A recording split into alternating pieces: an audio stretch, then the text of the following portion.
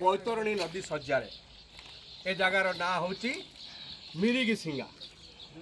आपन देखुं ये अंचल 10-15 दिन तले एठी अकात कात पानी थिला, झरी जाउथला कुळुकुळु नदरे बैतरणी नदी।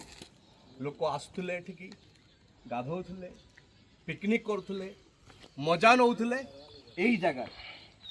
यही जगार पानी बैतरणी कुळुकुळु हेकी बही जाउथला, किंतु आज देखंतु आपण टोपे पानी नहीं, एठी टोपे पानी नहीं।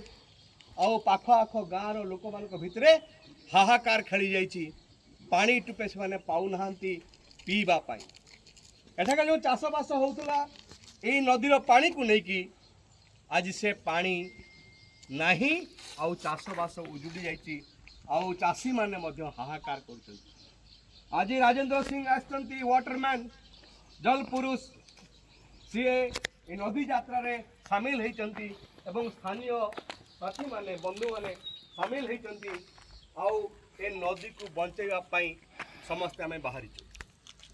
बैतरणी होउची केन्दुझर जिल्लार अस्मिता। बैतरणी होउची केन्दुझर जिल्लार जीवन रेखा।